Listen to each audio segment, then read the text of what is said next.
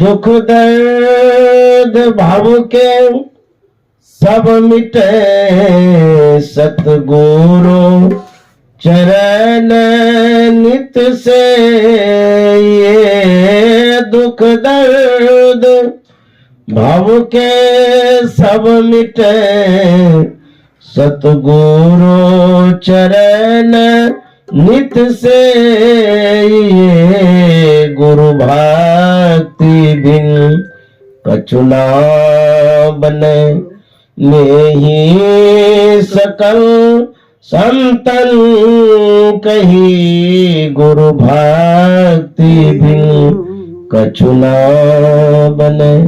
श्री सद्गुरु महाराज की जय। परमाराध्य सद्गुरु महाराज गुरुदेव महर्षि संत सेवी परमहंस जी महाराज सतत स्मरणीय स्वर्गीय पवन बाबू हमारे इस सत्संग सभा में उपस्थित बड़े अच्छे गायक कलाकार महेश्वर बाबा, अच्छे वादक हमारे जयराम बाबा, इस आवास के अधिपति श्रीमान दीपचंद अग्रवाल बाबू। यह सत्संग हमारे जीवन के उद्धार का जड़ है, जड़िया मूल। संसार तो छूट जाएगा, यदि आप सत्संग से जुड़े रहेंगे यह साथ जाएगा, क्योंकि यह एक उत्तम संस्कार है। यह हमारे जीवन को उच्चतर करता है, श्रेष्ठ करता है। और परमाराध्य सद्गुरु महाराज ने उद्गार में कहा था कि यदि कोई व्यक्ति जीवन भर सत्संग ध्यान करते रहेंगे, मोक्ष मिले न मिले उसको मनुष्य का शरीर अवश्य मिलेगा। यह जो साधु संग सत्संग है, इससे सदगति होती है।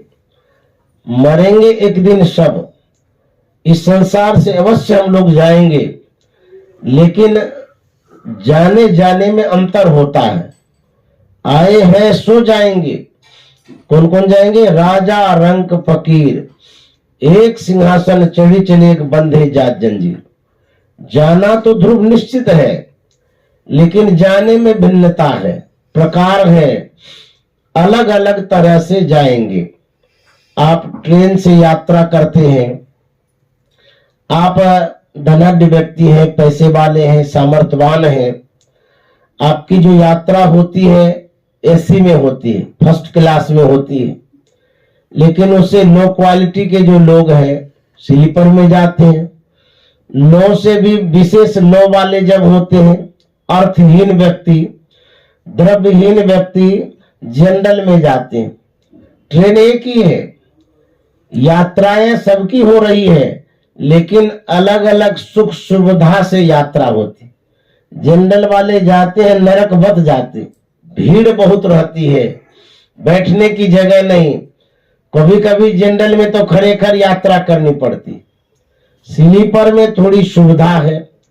जब एसी में फर्स्ट में जाएंगे तो घर वाला सुख सुविधा मिलेगा आपको। ठीक उसी तरह से गोस्वामी जी ने इस जीव के लिए, प्राणी के लिए, व्यक्ति के लिए 3 मार्ग चयनित कर दिया, निर्धारित कर दिया, बताया है। कौन कौन मार्ग है? स्वर्ग, नरक, अपवर्ग, निसेने।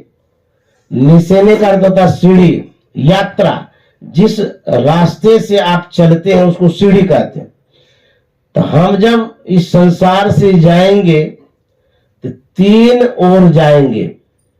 सभी 3 ओर नहीं जाएंगे, कोई एक ओर जाएंगे, लेकिन डिवाइड कर दिया है, बांट दिया है। जैसा जैसा आप कर्म करेंगे उसके अनुरूप आपको उस ओर जाना होगा। जो सत्संग नहीं करते हैं, ध्यान नहीं करते हैं, भजन नहीं करते हैं, सत धर्म से सरोकार जिनका नहीं है, उसके लिए 3rd क्लास का जो रास्ता है नरक वाला, वो निर्धारित है। उधर जाना ही जाना पड़ेगा। बीच में जो सत्संग करते हैं, ध्यान करते हैं, साधु महात्मा का सेवा सत्कार करते हैं, उसके लिए तीसरा जो मार्ग है बीच वाला, वो स्वर्ग वाला है। और जो ध्यान करके मोक्ष और मुक्ति को प्राप्त करते हैं उसके लिए फर्स्ट क्लास वाला रास्ता है, वीआईपी वाला, वो है मोक्ष मुक्ति का, और उसी को परलोक कहा गया है। 3 रास्ता है, 3 तरह के व्यक्ति जाएंगे। तो हम लोग जो सत्संग ध्यान कर रहे हैं, भजन कर रहे हैं, सेवा सत्कार कर रहे हैं, मोक्ष बहुत हाई क्लास का है, और जो नरक है वो तो लो क्लास का है। लेकिन न तो हम लोग मोक्ष जाएंगे न नरक जाएंगे, बीच वाला जो रास्ता स्वर्ग है उसमें ध्रुव निश्चित जाएंगे। ये लिख के रख लीजिए।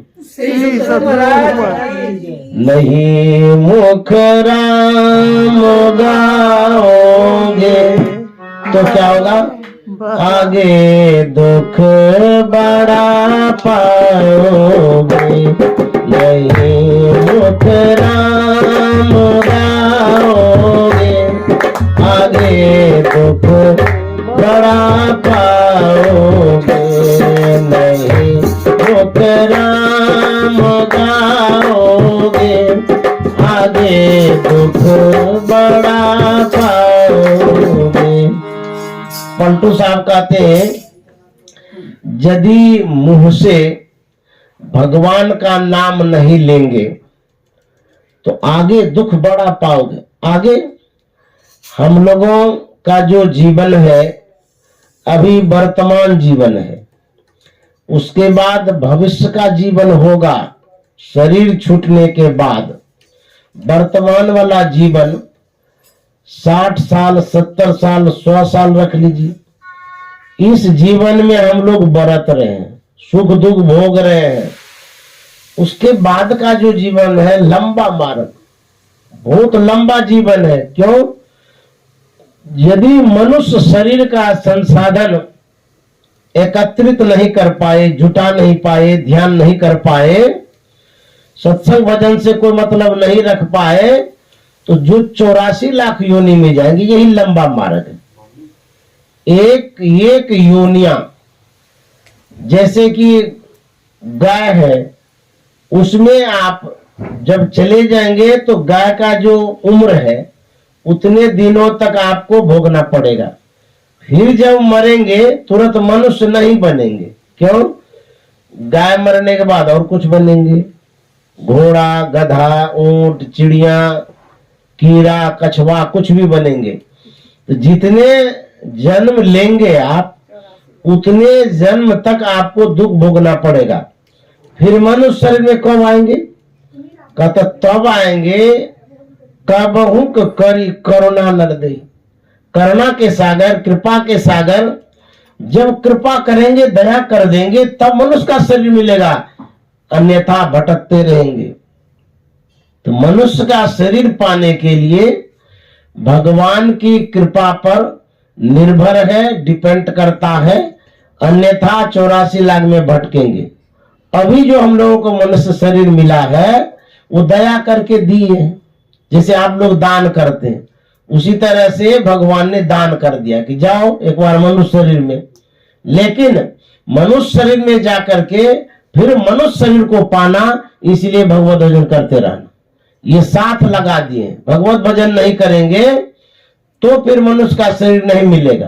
तो कहते यदि भगवान का नाम नहीं लोगे आगे दुख बड़ा पाओगे, बहुत दुख भोगना पड़ेगा, 84 लाख योनि में चले जाएंगे। तो हम लोग जो बीच बीच में सत्संग करते हैं, हमारे दीपचंद बाबू भी बुला लेते हैं, माता जी भी बुला लेती हैं, तो यह अपडेट होता है हमारे भाग्य का, हमारे जीवन का, हमारे अध्यात्म का। मोबाइल में यदि अपडेट नहीं करिएगा तो हैंग करने लगेगा। तो कम से कम साल में एक बार सत्संग करके अपडेट कर लेते हैं। ये हुआ एक जुड़ाव। नेटवर्क से जुड़े रहना चाहते हैं, सत्संग के नेटवर्क से, तो रिचार्ज करना होगा। और नहीं रिचार्ज करिएगा ना, डिस्कनेक्ट कर देगा कंपनी वाला। तो कम से कम एक बार एक साल में जो जुड़ जाते हैं, एक साल के लिए आप रिचार्ज कर लेते हैं, इसीलिए वो नया साल में जुड़ जाते हैं। हाँ, तो ये बहुत बढ़िया करते हैं। साल के अंत में भी जुड़ जाते हैं और शुरुआती में भी जुड़ते हैं। नहीं मुख राम गाओगे तो आगे दुख बड़ा पाओगे। राम बिन कौन तारेगा, पकड़ जम दूत मारेगा। राम बिन कौन तारेगा, पकड़ जम दूत मारेगा। नहीं मुख राम गाओगे, आगे दुख बड़ा पाओगे। नहीं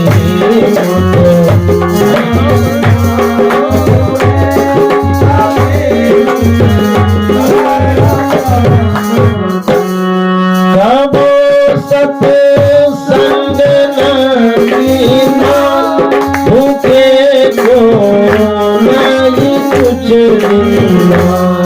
कबो सत्संग न कीना, भूखे को नहीं माया मोह में भूले, माया मोह में भूले, कुटुंब परिवार लगी भूले। माया मोह में भूले, कुटुंब परिवार लगी भूले। नहीं राम गाओगे, आगे दुख बड़ा पाओगे। पलटू साहब कहते हैं कबो सत्संग ना करना, जो कभी सत्संग नहीं करता है, और भूखे को ना ही कुछ देना। यदि आपके दिल में दया नहीं है, कोई दान पुण्य भी नहीं करते हैं, धन का सदुपयोग नहीं करते हैं, परोपकार में नहीं लगाते हैं, तो बहुत दुख होगा। कहते हैं आगे दुख बड़ा पाओगे। माया मोह में भूले, कुटुंब परिवार लखी फूले।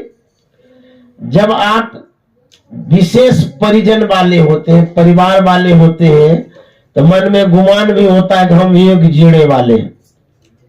अरे रावण के पास तो 1 लाख पुत्र, 1.25 लाख नाती था, लेकिन हुआ क्या, जा रावण घर दिया न बाती, कोई दिया जलाने वाला भी नहीं रहा। दुर्योधन 100 भाई था, बड़ा गौरवान्वित होता था, गुमान था उनको, लेकिन वो भाई क्या काम में आए। यदि परिजन में भूले हुए हैं, परिवार में भूले हुए हैं, ये मत भूलिए कि आपको यहाँ से जब जमराज ले जाएगा तो वो छुड़ाएगा भी, वहां कोई पर भी नहीं, कोई पैसा वाला घूस भी नहीं चलेगा। जमराज जब लेने जाता है तो किसी का सुनता ही नहीं है। उससे यदि बचना चाहते हैं तब भगवान का भजन करिए, और यदि आप मूंगड़ी का मार खाना चाहते हैं तो कोई बात नहीं। पूछे धर्म राज जब भाई, वचन नहीं कही आई। पूछे धर्म राज जब भाई, वचन मुख नहीं कही आई। पहले तू दास लखी होया, पहले तू दास लखी होया, सुगर तन पाए के खोया। पहले तू दास लखी होया, सुगर तन पाए के खोया। नहीं दुख राम गाओगे, आगे दुख बड़ा पाओ। पलटू दास जी महाराज कहते हैं कि पूछे धर्मराज जब भाई, जब पूछने लगेगा धर्मराज या जमराज तभी पूछता है जब आपकी सांसें निकलने लगती, पहले नहीं पूछता है। पहले तो बहुत शक्ति रहती है, बल रहता है, पहले छूट कर देता है तुम खूब घूलो मिलो खाओ पियो। पूछेंगे बाद में जब तुम आने लगोगे। तो धर्मराज जब पूछता है, पूछे धर्मराज जब भाई, बचन मुख नहीं कही आई, मुंह से कुछ भी नहीं जवाब निकलता है। क्यों? इसलिए कि ये जवाब देने के लिए हम तैयारी नहीं किए। एग्जाम में बैठ तो गए, क्वेश्चन सामने में है, प्रश्न पत्र को खाली ताकते रहते हैं कि क्या क्वेश्चन आ गया, क्या जवाब देंगे। भले आप सादा कॉपी लौटा दीजिए, को नंबर नहीं मिलेगा। पूछे धर्मराज जब भाई, तो इसका जवाब क्या है? यही सत्संग भजन, पुण्य कर्म, सत्कर्म जो करती है, जवाब है जमराज को। यदि आप सत्संग भजन करते हैं तो जमराज नहीं आएगा और आपका शरीर स्वाभाविक छूटेगा और आप पुण्य लोक में जाएंगे। इसीलिए भगवत भजन की आवश्यकता है। दिन दस नए हर निज सासुर दस नए हर निज सासुर। कबीर साहब कहते हैं खेल धूप लीजिए, कोई बात नहीं है, लेकिन जब ससुराल जाएंगे तब पता चलेगा। जो कुंवारी लड़की होती है ना, लड़ के तरह करती है, उसकी माँ कहती है अरे अभी भोजन बनाना सीख लो, चलना सीख लो, ससुराल में सास ससुर देवर जेठ जेठानी से कैसे मिलकर के रहेगी, अभी सीखो, नहीं तो वहां जब गाली गलौज करेगा ना, मारेगा ना, तब पता चलेगा। तो हम लोग जो इस संसार में है, संत महात्मा कहते हैं कला सीख लीजिए। कौन सी कला? ससुराल में रहने की कला, ससुराल में जीने की कला और ससुराल में जाने की कला। पहले जाएंगे तब ना। तो जाएंगे जो ससुराल, किस तरह से जाएंगे?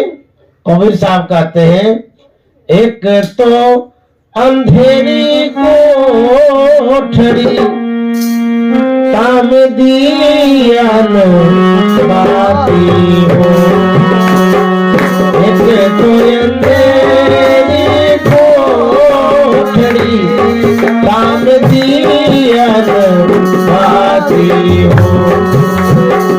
भैया पकड़ी जमने चले, कोई संग न पाती हो। भैया पकड़ी जमने चले, कोई संग न पाती हो। आप जा रहे ससुराल, मान लिया जाए ससुराल जाने के क्रम में घनघोर अंधेरा मिल जाए। अब कभी कभी तो होता है शाम को निकले हैं, रात अधिक हो जाती है।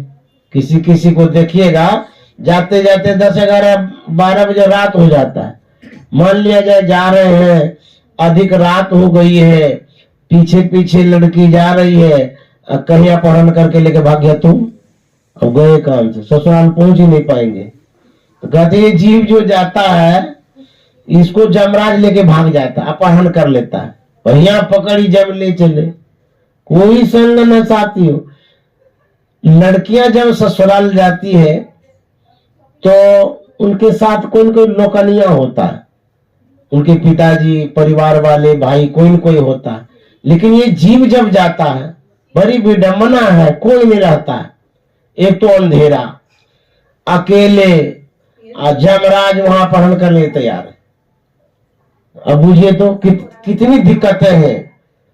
तो यदि संबल साधन कुछ ले जाना चाहते हैं तो यही सत्संग ध्यान।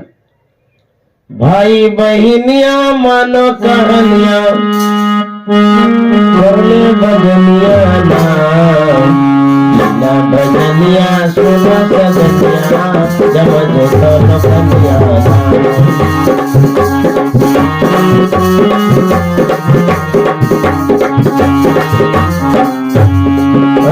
भाई बहनिया मानो कहानिया, भाई बहनिया मानो कहानिया, करले भजनिया ना भजनिया सुना सजनिया, जब जो न कन्या।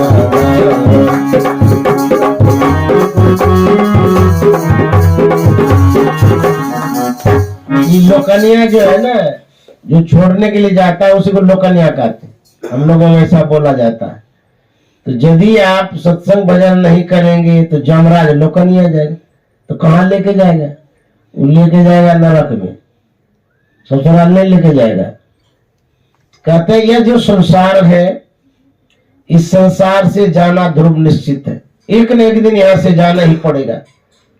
जाना जब पड़ेगा तो उसके लिए तैयारी करनी पड़ेगी। आप कहीं जाते हैं तो टिकट कटा लेते हैं, कुछ रुपया पैसा ले लेते हैं, जो व्यवस्था है वो लेते हैं, उसके बाद एड्रेस ले लेते हैं। बिना एड्रेस का जाइएगा तो कहाँ जाइएगा? तो यहां से जो हम लोग जाएंगे इसका पता लगाए कि कहाँ जाएंगे। को मम आया कहां से, कित जाना क्या सार, को मम जननी को पिता या को कहिए विचार। विचार कर लीजिए कि मैं कौन हूं, कहां से आया हूं, कौन मेरी माँ है, कौन मेरे पिता है, मैं कहां चला जाऊंगा। आप कहां से आए हैं ये पता लगाए हैं? किसी को पता नहीं चलता कि कहां से आए हैं, और कहां जाएंगे ये पता किए हैं, ये भी पता नहीं।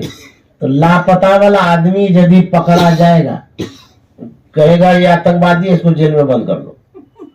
तो पता ले लीजिए, एड्रेस ले लीजिए कहां से जाना है। और यदि पता नहीं लेंगे, ऐसे गफलत में रहेंगे, तो आपको बहुत दुख भोगना पड़ेगा। एक बार नानक साहब के सत्संग में बहुत लोग आए हुए थे, उसमें एक बच्चा था, वह भी आया था। बराबर सत्संग होता था तो बराबर वो आया करते थे। एक बार बाबा नानक ने उस बच्चे से पूछा कि बाबू तू तो छोटा है, नन्हा मुन्ना है, जो बड़े बड़े आदमी हैं वो तो मेरी बातों को सुनता और समझता है, इसीलिए सत्संग में आ जाता है। तू बराबर आता है तो क्या सुनता समझता है, तुम्हारे समझ में क्या बातें आती है? वो बच्चा जवाब देता है बाबा जब मैं घर पर होता हूँ, मेरी माँ भोजन बनाती है तो मैं चूल्हे के पास बैठा रहता हूँ। माँ को मैं देखता हूँ कि वो जब मोटी मोटी लकड़ियों को चूल्हे में डालती है तो देर से जलती है, जब छोटी छोटी पतली टहनियों को डालती है तो जल्दी जल जाती है। यह देख करके मेरे मन में हुआ, जो बड़े बड़े आदमी हैं वो तो मोटी मोटी लकड़ियों के सामान है, वो देर से मरेंगे। जो छोटे मोटे नन्हे बच्चे हैं वो पतली टहनियों के समान वो जल्दी मर जाएंगे, इसीलिए मैं आपके सत्संग में आ जाता हूँ। श्री सद्गुरु महाराज की। बाबा नानक ने कहा तू बच्चा नहीं, तू बुढ़ा है। वास्तव में सत्संग को तुमने ही समझा है। न बालक न यौवने न वृद्धि कछु बंध, वह अवसर नहीं जानिए जब आय परे जब फंद। इस जीवन का क्या ठिकाना है, कब कूच कर जाएंगे। कभी भी किसी भी समय मौत हो जाती है।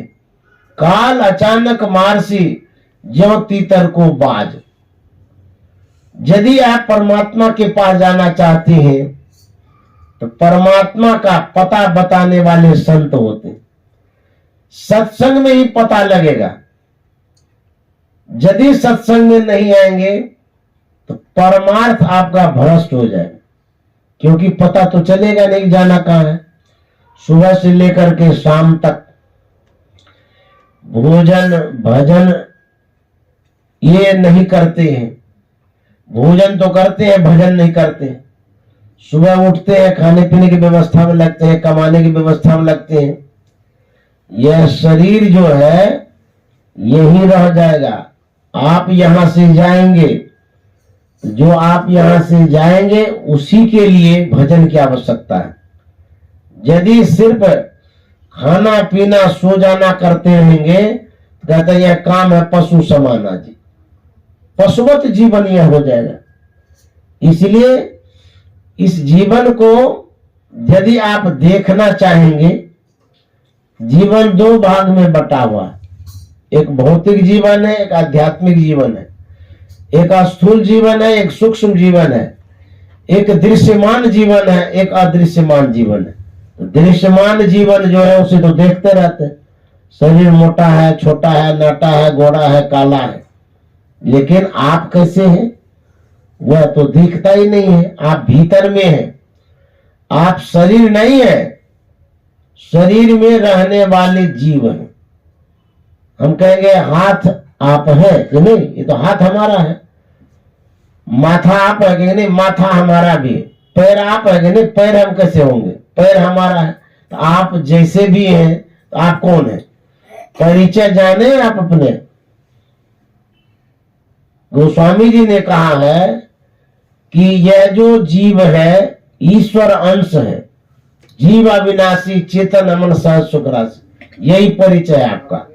जो आप हैं उससे तो भेंटे नहीं हुई है, देखवे नहीं किए हैं। तो जब तक आप अपने को नहीं पहचानेंगे तो जिनसे आप मिलना चाहते हैं उनको कैसे पहचानेंगे। परमात्मा से मिलना चाहते हैं, वहां जाना चाहते हैं, कहते हैं आप उन्हीं को खोज, मिले जब राम से नहीं। अपने आप को खोजना होगा। तो कहेंगे कि हम अपने आप को खोज के क्या करेंगे, हाँ पता तो लगता ही नहीं है। कहते हैं मान लीजिए हीरा हेरा गया है, क्या आप नजरअंदाज करेंगे हीरा के विषय में? नहीं, प्रयास करेंगे, प्रयत्न करेंगे ढूंढने का, खोजने का, कहां हेरा गया, कैसे हेरा गया। उसी तरह से आपका जो जीवन है यहां से जाने का, उस जीवन के विषय में व्यवस्था करनी जरूरी है। नहीं तो गरीबदास जी महाराज कहते हैं भाई हो कैसे जइबे गुरु के नगरिया, मेरी मोर चदरिया। भाई हो कैसे जइबे गुरु के नगरिया, मेरी मोर चदरिया। गरीबदास जी महाराज कहते हैं कि कैसे जाएंगे परमात्मा के पास, गुरु के नगर में। हो क्या गया है, कहते मैली मोर चदरिया, हमारी जो चादर है वो मैली हो गई। जो आप स्थूल शरीर पर ओढ़ते हैं वो चादर या और कोई चादर, ये मन रूपी चादर है। हम जीवात्मा है, वो जहां पर फंस गई है जीवात्मा, हमारे ऊपर जड़ चेतन की गांठ पड़ गई है। जो हमारा हृदय है वो गंदा हो गया है, हमारे मन पर कुकर्म का लेप लग गया है। विषय में जो मन को लगा के रखते हैं दाग लग गया है। हम संसार में ही सुबह से शाम तक मन को लगा के रखते हैं, इसी से मन मैला हो गया है। कोयला के खान में कोई रहे तो देखिएगा भूत जैसा लगता हो आदमी, कपड़ा भी गंदा, चेहरे में भी दाग। उसी तरह से संसार कोयले की खान है। सुबह से शाम तक जो हम व्यवहार करते हैं, बोलते हैं, चालते हैं, उसमें कुछ न कुछ गड़बड़ियां होती है। बोलने में झूठ बोला जाता है, बात करने में किसी को बरगलाने लग जाते हैं, ये भी पापी है, ये भी दागे है। किसी को ठगते हैं, ये भी दाग है। परोपकार नहीं कर पाते हैं, ये सब दाग ही दाग है सुबह से शाम तक। और दाग लगने का क्या कारण हो गया, मुख्य कारण गरीबदास जी महाराज कहते हैं एकाएक धनी बिसरेलो और दूजा दुविधा में लिपटेलो।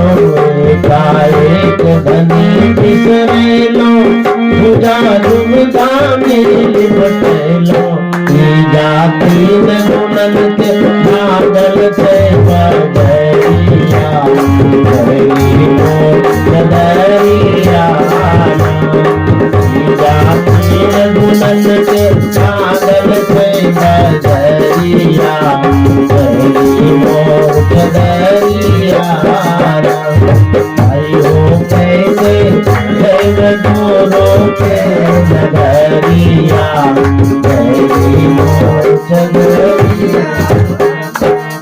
एकाएक धनी विषय लो। धनी कहते हैं जो विशेष पैसा वाला होता है। रांची में भी बहुत लोग धनवान होंगे, लेकिन इस धनवान को याद करने के लिए नहीं कह रहे। विस्मृति जो हो गई है, किनकी विस्मृति हो गई, किन्हें भुला दिया आपने? जो संसार के धनवान व्यक्ति परमात्मा है, एकाएक धनी विसरे लो, परमात्मा को आपने भुला दिया है।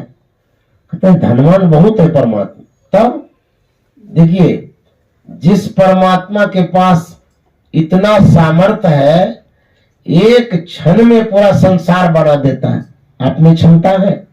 या कोई भी अंबानी का नाम हम लोग रटते रहते हैं, बड़े पैसे वाले, तो ठीक है अंबानी को कहिए वो गाछ बना दे, कोई पौधा ही उगा दे अपने पैसे से, हो सकता है? कभी कर सकता है वो? या पानी ही बना दे, वो बना सकता है? पैसा तो बहुत है, नाम उसका लेते हैं। वह धनवान जिनके पास सब कुछ सामर्थ्य है, सब कुछ करने की क्षमता, वह परमात्मा है। तो गरीबदास जी महाराज कहते उस परमात्मा को आपने भुला दिया है। यही भुलाने का रीजन है, कारण है कि दाग लग गया आपके ऊपर, आपकी जो चादरें हैं वो गंदी हो गई है, इसी कारण से। तो परमात्मा को यदि याद करेंगे तो चादर साफ हो जाएगी, धुल जाएगी। क्योंकि धोना किसको है? चादर को, मन रूपी चादर को धोना है। ये जो आत्मा है इस पर दाग लग गया है, इस मन को धोने के लिए बाहर में कोई जल ही नहीं है। यदि धोना चाहते हैं, यह सत्संग रूपी ही जल है। हरा सत्संग का दरिया नहा लो जिसका दिल चाहे, हरा सत्संग का दरिया नहा लो जिसका दिल चाहे, जिगर के दाग पातक का पुरा लो जिसका दिल चाहे, जिगर के दाग पातक का पुरा लो जिसका दिल चाहे। क्या कहते हैं? भरा सत्संग का दरिया। हम लोग जिसे गंगा कहते हैं, मुसलमान भाई उसे दरिया कहते हैं। यह जो सत्संग रूपी दरिया है, गंगा है, जल से लबालब भर गया, इसी में मन को धोना है, तन को नहीं धोना है। तन को धोने के लिए जिस गंगा में आप जाते हैं तो क्या करते हैं? जैसे ही गंगा में प्रवेश करते हैं तो नाक पहले बंद कर लेते हैं, इसलिए कहीं नाक से पानी चला गया तो राम नाम सत्य हो जाएगा। मुंह बंद कर लेते हैं। जो जल मार्ग है जिससे जल जा सकता है उसे तो पहले आप बंद कर लेते हैं। गंगा के जल को भीतर जाने नहीं देते हैं। जब वो गंगा भीतर ही नहीं जाती है तो भीतर में जो गंदगी है उसको साफ कैसे करेगी?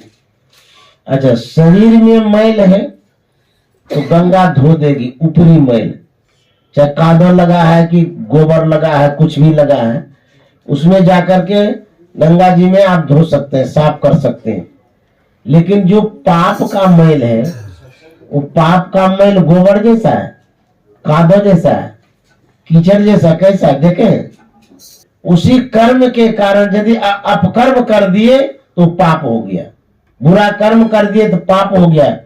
तो हम लोग गंगा जी में धोने क्या जाते हैं? पाप। जब माघ महीना आता है ना, भागलपुर में देखिएगा कुपा घाट के किनारे में, बाप रे बाप, इतना पाप धोने वाला आता है, धोने के लिए आता है पाप, और शरीर को धो के चला जाता है। और पाप जियों का त्यों पड़ा रहता है। क्यों? पाप बंद है वहां मन पर, भीतर में है, भीतर पानी को जाने नहीं देते तो धोएंगे कैसे? तो गंगा ऊपरी मैल को धोती है, लेकिन सत्संग रूपी गंगा जो है वो भीतरी मैल को धोती। क्यों? ये जो शब्द है, इस शब्द के माध्यम से मन धोया जाता है। अलग अलग केमिकल होता है। जैसे आप रंग पेंट करते हैं तो उसको धोने के लिए कौन तेल होता है? तारपीन तेल, तारपीन तेल। स्पिरिट। स्पिरिट से धोते हैं आप रंग को, हाथ में लगा हुआ रहता है तो स्पिरिट लगाते हैं साफ हो जाता है। पानी से काहे धोते हैं? पानी से धोएगा कुछ नहीं होगा। तो रंग को धोने के लिए स्पिरिट ही जरूरी है, तन को धोने के लिए पानी ही जरूरी है, मन को धोने के लिए संत वाणी ही जरूरी है। श्री सद्गुरु महाराज की जय। पाप तो मन पर है। अब धोते हैं व्रत करके, तीर्थ करके, धामों में जा करके, क्या क्या नहीं करते हैं। तीर्थे दाने जपे यज्ञ काष्ठे पाषाण के सदा शिवम पश्यति मूढ़ात्मा शिवे देहे प्रतिष्ठित। आपके मन पर चित्त पर मैल लगा हुआ है। चित्त मंत्र गतम दुष्टम तीर्थ स्नानेर न शुद्ध्यति सत्सोपी जलेर धोतम सुरा भांड में वासुचि। जो दूषित चित्त है वह मैल पड़ा हुआ है चित्त पर, तो कहते हैं आप जाते हैं धोने के लिए तीर्थों में। चित्त मंत्रगतम दुष्टम, वह चित्त कहाँ है? भीतर में है। मंत्रगतम भीतर में है चित्त। चित्त मंत्रगतम दुष्टम, उसको दुष्ट कह दिया गया। चित्त पर जो मैल है, जो गंदगी है, तो वो तो लगाए आप है, लेकिन उपनिषदकार कहते हैं वो दूषित चित्त जो है वो भीतर में है। और क्या कहते हैं? तीर्थ स्नान न शुद्ध्यति। सत्संग योग में पढ़ लीजिए, तीर्थ स्नान से वह दूषित चित्त को भी शुद्ध नहीं होगा। ठीक हुआ, समझे? तो जो तीर्थों में आप जाते हैं धोने के लिए, सच में तो आप शरीर को धोते हैं, मन को कहां धोते हैं? तो उसको धोने के लिए क्या करना होगा? एक वाक्य है, उपनिषद वाक्य है कि इरा भगवती गंगा पिंगला जमुना नदी इरा पिंगली और मध्य सुषुम्ना च सरस्वती। जो इरा पिंगला दो नारियां हैं, उसके मध्य में सरस्वती की धाराएं हैं। उन सरस्वती की धाराओं में त्रिवेणी संगम है। त्रिवेणी संगमो यत्र, यत्र मन यहाँ तीर्थ राजा स उच्यते तत्र स्नानम प्रकुर्वित सर्व पापे प्रमुच्यते। सभी पापों से मुक्ति होगी तीर्थ में स्नान करने से। कौन सा तीर्थ है? त्रिवेणी वाला। त्रिकुटी तीर्थ प्रेम जल निर्मल। मली मली में नहाया रे, अब तू काहे की जगह में आया? संसार में काहे के लिए आए थे? त्रिकुटी में स्नान करने के लिए ये कहा जाता है। जो हम लोग ध्यान का कार्यक्रम रखे हैं, आज्ञा चक्र में जो ध्यान करते हैं सुषुम्ना में, इसी से पाप धोया जाता है, पापों से मुक्ति होगी। अन्यथा जितना भी प्रयास बाहर में करेंगे, वो जो मन पर मैल है वो कभी नहीं धुलेगा। शुद्ध होने के लिए जो गुरु महाराज ने साधन बतलाया है, गुरु मंत्र, गुरु ध्यान, ये जो साधन है अति पावन गुरु मंत्र। मन ही मन जाप जपो उपकारी गुरु रूप को मानस ध्यान थपो। यही एक साधन है, इसी साधन से आप मोक्ष और मुक्ति को प्राप्त करेंगे। तो गौरीदास जी महाराज कहते हैं, भाई हो कैसे जइबै गुरु के नगरिया, बनी मोर चदरिया। भाई हो कैसे जइबै गुरु के नगरिया, बनी मोर चदरिया।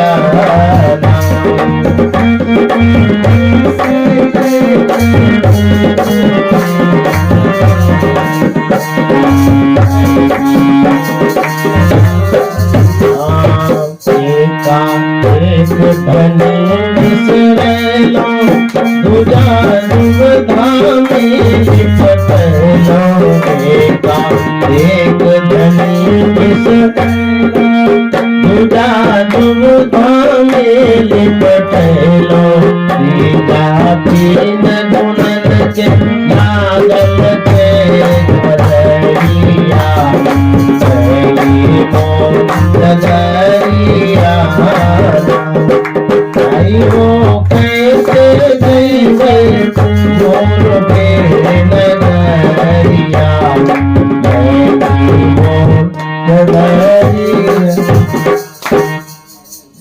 सुविधा वाला बात सुविधा मिलेगी जब सत्संग सुनिएगा तब समझा देंगे कि दुविधा क्या है, संशय क्या है, कंफ्यूज होते रहते हैं, यही है दुविधा, सशंकित होते हैं, निर्णायक स्थिति में जो नहीं पहुंचते हैं किसी भी कार्य के लिए।